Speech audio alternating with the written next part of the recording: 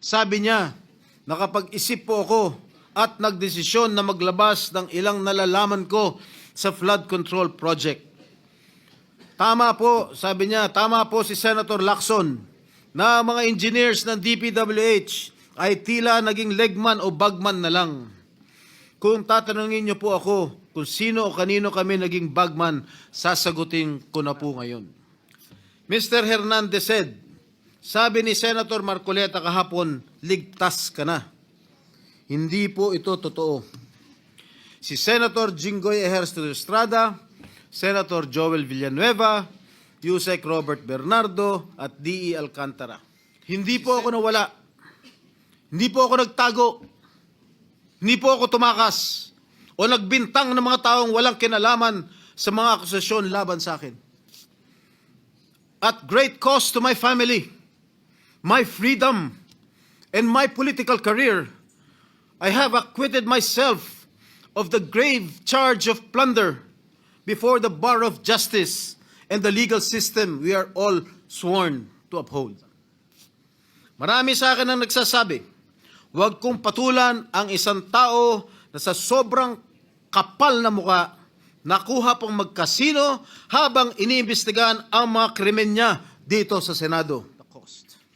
Hindi ako natatakot at lalong hindi ko papayagan na gamitin ng masasamang tao ang nakaraan ko para lamang patahimikin ako. But I will never allow the likes of Bryce Fernandez to turn the tables on me. Kayo ang nasasakdal sa mata ng taong bayan, hindi ako. I vow never to let the masterminds and engineers of this massive defrauding of the Filipino people to silence me. Hindi pa ako tapos at lalong hindi ko kayo uurungan.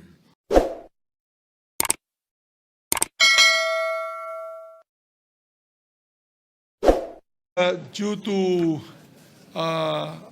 the importance of the matter, we'd like to recognize our distinguished colleague from San Juan, Zambales, and the Republic of the Philippines, Northern Senator Jinggoy Ejercito Estrada. Senator Jinggoy Estrada is recognized. What is the pleasure of the gentleman? Thank you, Mr. President. Mr. President, the title of my privileged speech is No One is Safe. Mr. President, my distinguished colleagues, I rise today on a matter of personal and collective privilege. Yesterday, in the aftermath of the Senate Blue Ribbon hearing we held last Monday, my name was viciously, maliciously, and intentionally dragged and attacked at the Tri-Committee hearing of the House of Representatives. My attacker was no less than the person who I moved to be cited in contempt for shamelessly and repeatedly lying under oath about his role in the anomalous and ghost flood control projects in the 1st Engineering District of the province of Bulacan, where he served as Assistant District Engineer and later as OIC District Engineer until he was recently sacked. Mr. President, at the Blue Ribbon Committee hearing, all this person did was to play innocent, feign ignorance, and to try to convince us that he was simply following orders and instructions from his boss. From receiving $1 billion of cash, talking to pseudo-contractors, signing falsified documents, all the way to gambling away millions and millions of money stolen from the public coffers at casinos, he claimed that in all of these, he was just following orders. Indeed, when confronted and cornered with a barrage of questions from this representation and our other colleagues about his fantastic and shady lifestyle and dealings, he fed the committee lies and stories that taxed our credulity to to the hilt and left us and the public in awful disgust.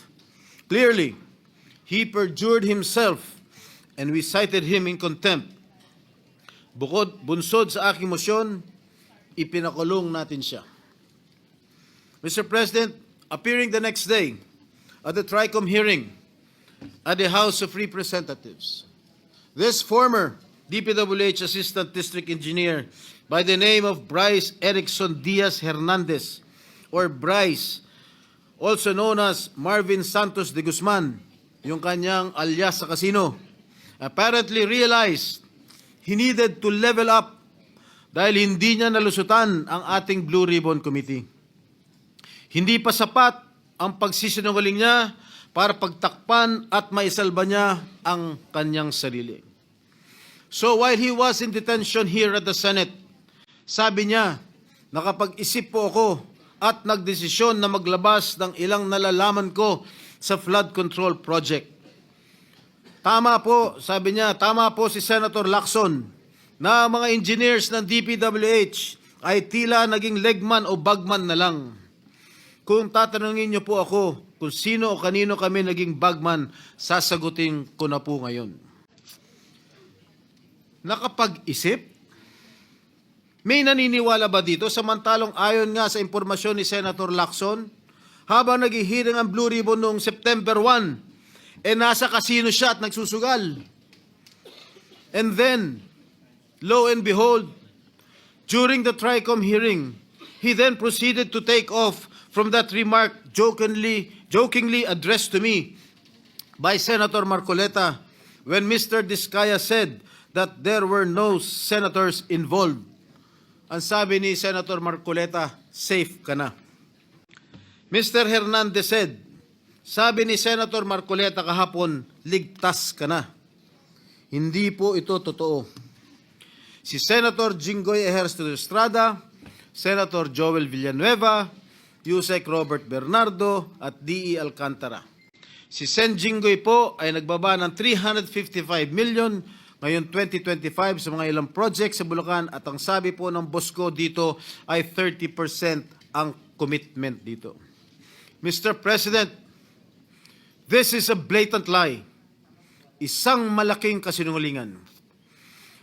I wish I did not have to borrow your time in this privileged hour to demonstrate how crooked my accuser is. I know most of you have probably witnessed the proceedings in the investigations conducted by both houses of Congress where he has so far appeared.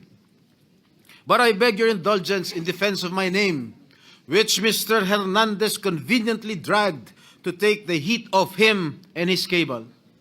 A desperate attempt to divert attention away from the real issue, his own involvement in ghost projects and questionable dealings. Batay sa aking mga nakalap na sinumpaang salaysay ng ilan sa mga kawani ng DPWH at mga kasamahan ni Mr. Hernandez, malinaw na sangkot siya sa mga ghost projects sa Bulacan. Pinatotohanan nito ng hindi lamang isa, kundi 3 opisyal na nagsabing siya at si RJ Dumasig, Project Engineer 1 ng Bulacan, 1st District Engineering Office, ay kapwa kasangkot sa mga proyektong ito. Pinatotohanan din ito ni na John Michael Ramos, dating OIC ng Construction Section ng Bulacan 1st District Engineering Office, Ernesto Galang, Hepe ng Planning and Design Section ng parehong distrito, at Norberto De Leon Santos, Hepe ng Quality Assurance Section. Lahat sila ay nagbigay ng sinumpaan salaysay na nagdidiin kay Bryce Erickson Hernandez. Ang dalawang ito ay kabilang sa tiniguruan ni Senator Lacson na BGC Boys o Bulacan Group of Contractors, mga suki sa casino. Si Bryce, also known as Marvin Santos de Guzman, ay nakapaglustay na abot ng 435 million at nakapag-launder ng perang humigit sa 1 bilyong piso. Samantalang si RJ, alias Sandro Bernardo Park, ay umabot naman sa 16.9 million ang natalo sa casino. Ginoong Pangulo, malinaw ang paglalahad ng ating kasamang senador na ang kanilang mga gawain ay nagpapahiwatig na sila'y sangkot sa paglilinis o paglalaba ng mga nakulimbat nilang pondo ng bayan. Sa aking pagtatanong nitong nakarang Lunes sa pagdinig ng Blue Ribbon Committee sa General Manager ng Sims Construction Trading na si Ginang Sally Santos, inamin niya na naghatid siya ng kabuuang 1 bilyong piso mula taong 2022 hanggang taong 2025 sa DPWH at iniabot yon kay Mr. Bryce Hernandez. Ayon pa kay Ginang Santos, ang halaga ng pera na kanyang dinadala na minsan ay nakalagay sa mga kahon ng noodles ay depende sa proyekto at minsan ay umabot ng 245 million pesos sa isang hatid. Kapal ng mukha mo. Sinabi rin ni Ginang Santos na si Mr. Hernandez at DPWH Engineer JP Mendoza, Chief ng DPWH Bulacan's Construction Division, ay ginagamit ang lisensya ng Sims Construction para sa mga proyekto nila. Si Mr. Mendoza, na may alias na PJ Castro Asuncion, na pinangalanan din ni Senate President Pro Tem Lacson, na kabilang sa BGC Boys, ay may kabuuang 418 million na nilustay sa iba't ibang kasino at nakapag-launder ng perang mahigit 280 million pesos. Kung nakakapagpatalo ng 10 milyon si Mr. Hernandez sa kasino, hindi na rin siguro nakapagtataka kung bakit hindi siya nalalayo sa mga diskaya pagdating sa paramihan ng koleksyon ng mga sasakyan. Nauna nang inamin ni Mr. Hernandez na siya at ang kanyang asawa na isang dating rank and file employee ng GSIS ay nagmamayari ng mga mamahalang sasakyan gaya ng Dodge Challenger, Toyota Supra at Lamborghini Urus Performante. Hindi ito karaniwang pag-aari ng isang empleyado ng gobyerno. At hindi pa dito nagtatapos ang listahan, Ginoong Pangulo. Nandun sa kanyang garahe, isang Ford Everest, Ford Territory, Toyota Corolla Cross, Suzuki Jimny, Mitsubishi Pajero, Honda Civic Type R Turbo, and add to this his collection of high-end motorcycles, BMW R1250 GS, Yamaha T-Max, BMW C400 GT, Ducati X Diavel Nera, Honda Goldwing, Ducati Street Fighter, BMW R1300 GS, Vespa scooter, at yung kanyang asawa, meron 2 Toyota Hilux, isang Toyota Fortuner, Kia Carnival, BMD X3, Toyota Land Cruiser, Vespa Primavera, Honda, BMW. Mga kaibigan, Ginoong Pangulo, Bryce Hernandez claims these vehicles are part of a buy and sell business run by his sibling. But why are all these vehicles registered under their names? Bakit nakarehistro ang kanilang mga sasakyan sa kanilang mga pangalan kung sinasabi niya buy and sell business itong mga ginagawa nila? Gago. Magkano ba ang sahod ni Hernandez? Sapat ba ang kanyang kita o ng kanyang asawa para magkaroon ng ganitong karangyaan? Mr. President, ginagamit bilang umano'y ebidensya laban sa akin ang mga larawang kuha sa iba't ibang okasyon gaya ng birthday party. Makailang beses ko man na nakaduupang palad si DE, District Engineer Henry Alcantara, kaya ko humarap sa kahit sino at sabihin na hindi ko siya personal na kilala. Mismo ang Pangulong Marcos na nga nagsabi na mga larawan natin ng mga opisyal o public figures ay hindi sapat na batayan para patunayan at masabing talagang kilalang-kilala natin ang mga nakakasalamuha natin. To quote President Marcos, alam naman ninyo, ini-name drop lahat. Magpapakuha lang ng picture tapos sasabihin, o tingnan mo, malapit kami. Sa isang araw, 1,000 yung nagpapapicture sa akin eh. So lahat ng 1,000 na yan, malapit na ba sa akin? People have to be more careful at huwag sila masyadong gullible. Yan po ang sinabi ng ating mahal na Pangulo. Tungkol naman sinasabi niya, hinggil sa isang nagngangalang Beng Ramos na nagpakilala daw ng miyembro ng aking staff sa Senado. Malinaw na ipinakita niyang text exchanges sa kanyang cellphone na nangyari ang kanilang pag-uusap tungkol umano sa isang pagdideliver ng pera noong December 22, 2022. Mr. President, 6 na buwan pa lang ako mula nung mahalal muli sa Senado. Wala akong kinalaman or anuman partisipasyon sa budget deliberations para sa 2022 budget. Mag-iimbento ka lang, sablay pa. Mr. President, there is no one among my staff named Beng Ramos. Wala akong staff o consultant na Beng Ramos. No such person has ever been employed, much less authorized to use my name or act on my behalf. Mr. President, let me just share that even before the resumption of the third hearing of the Blue Ribbon Committee last Monday, I already received warnings from various quarters. I was told that if I continue to actively participate in the investigation on ghost flood control projects, I will become an easy target. An easy target, they say, because of accusations hurled against me in the past relating to the PDAF issue. Mr. President, I told these people, warning me, and as I have stated at the start of the Senate investigation into these public works anomalies, hinarap ko po sa hukuman lahat ng kasong inihain laban sa akin. Hindi lang ako sumuko ng kusa nung ako'y pinaratangan at ikinulong. Ako po'y nakipaglaban ng patas sa proseso ng batas at hustisya at naghintay ng matagal na panahon sa pagdating ng hatol sa mga kasong ito. Hindi po ako nawala. Hindi po ako nagtago. Hindi po ako tumakas o nagbintang ng mga taong walang kinalaman sa mga akusasyon laban sa akin.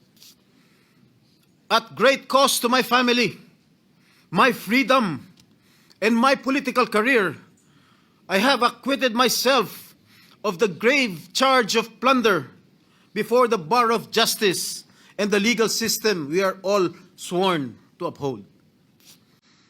Should that sad and dark chapter of my life be a reason for me now to do nothing, say nothing, and just keep quiet when my job as an elected senator of this country calls on me to take a stand and expose these people? No, Mr. President, I cannot and will not shirk from my sworn duty to ferret out the truth. I will not be silenced when I know I can contribute something to the task at hand. I will continue to do my best to be worthy of the support that I was generously given by the people who elected me back to this Senate. Tama nga nagbigay ng babala sa akin. I am an easy target.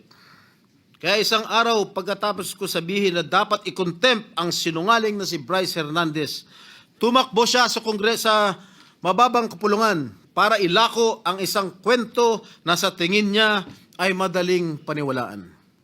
Hindi lang yun. Paulit-ulit niyang sinasabi ang akala niya safe siya. Walang galang na. Halatang galing pa sa isang script na binabasa. Marami sa akin ang nagsasabi, huwag kong patulan ang isang tao na sa sobrang kapal na muka, nakuha pang magkasino habang iniimbestigahan ang mga krimen niya dito sa Senado.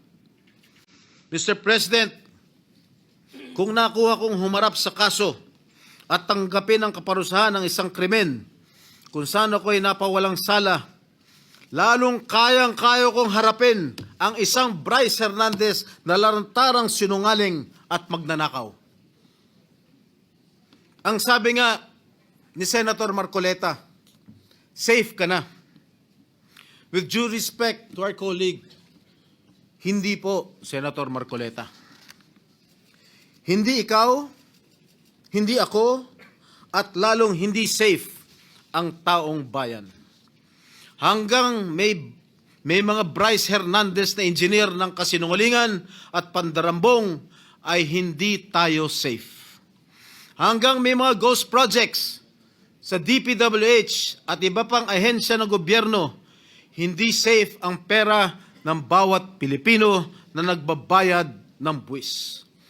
Isipin na lang ninyo, takot na takot ang mga kababayan natin basta BAR na ang kaharap habang may mga walang konsensang tao na isinusugal lamang sa kasino ang pera ng pinaghirapan at binuno nilang ibayad.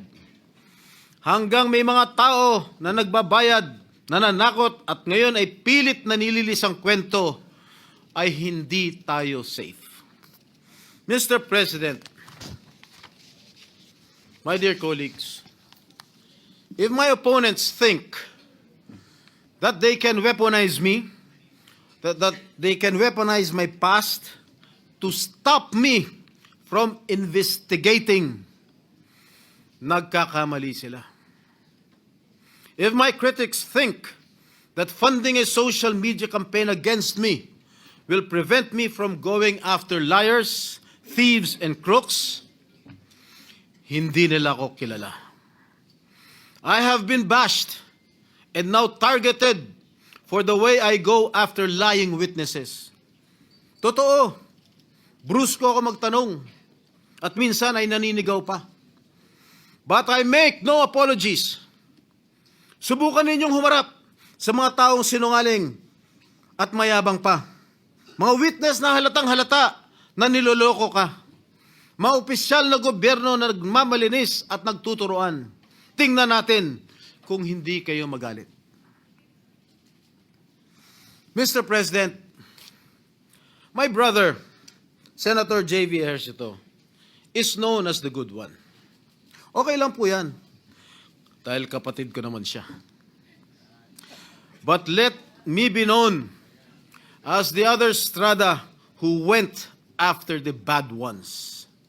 I will expose and relentlessly pursue the bad ones, regardless of the risk,